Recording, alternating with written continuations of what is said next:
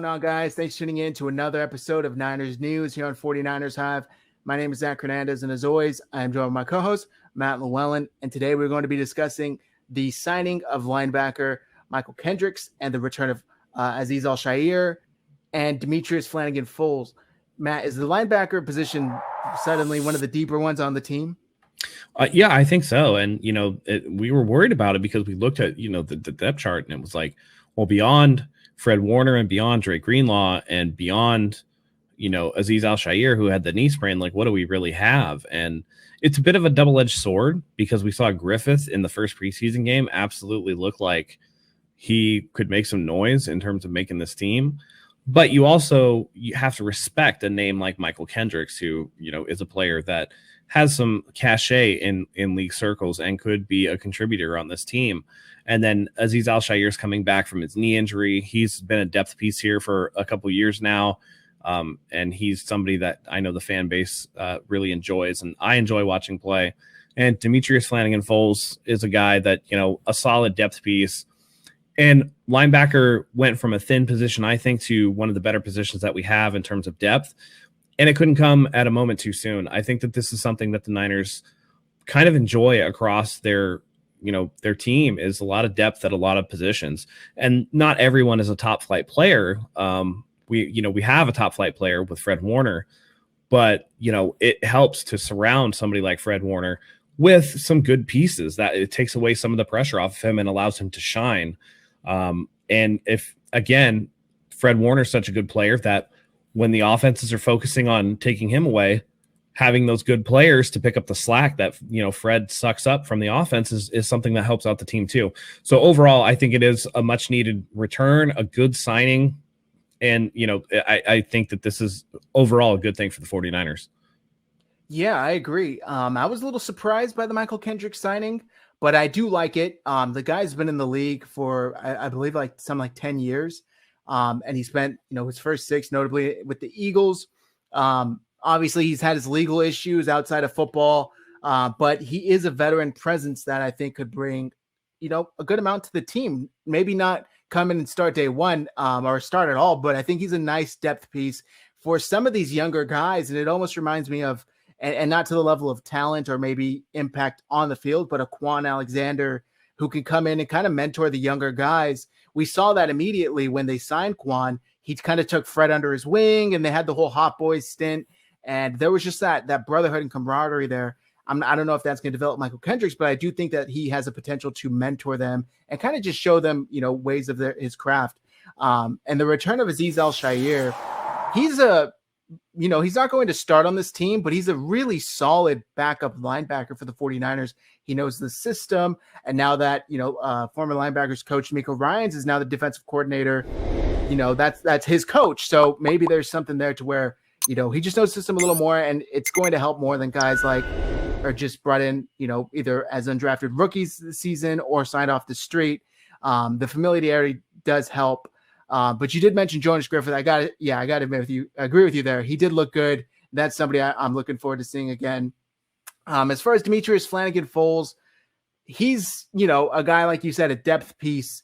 And I think that the 49ers linebacker spot, I'm feeling a lot more comfortable about it than I was a week ago, just because, and you mentioned it again, Matt, if one of the top two, God forbid something happens, it's a far way down. And now at least there's some padding there to prevent that from happening. Is a guy like Mychal Kendricks, do you see him? I know we haven't even seen him take a single snap, so it's a little, preemptive to say, but what are the chances, do you think, as of now, he makes the final roster? I think it's a pretty good chance. I just think, again, once you get a little bit into that depth, there's some holes there. And I think that he can step up and fill it nicely. As you touched on, he did have some legal issues, some insider trading or whatever, that cost him some time. As long as he's past those, I think he can make a contribution to the team. And I think he would bring a true veteran presence. I know you brought up Quan Alexander taking Fred under his wing. I think that was more from like a fiery personality standpoint, because at the time we signed him, Quan was 24. So it wasn't like he was knocking on the door. I think that Mychal Kendricks actually has that true veteran. There's something that comes with being a 10-year NFL pro that you can offer to young guys to kind of help them be professionals. And if he can provide that, I think that that's an important thing for some of these younger players.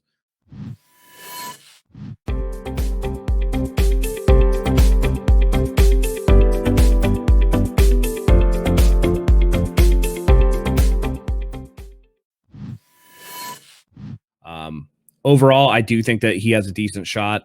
It's just going to depend on whether or not he's able to suit up for them in the next couple preseason games. He's a guy that they're not going to hold out, obviously. They're going to have to put him in there and see what he can do. They're going to have to bring him up to speed with D'Amico Ryan's defense. Like you were saying, Al-Shaair, he knows it.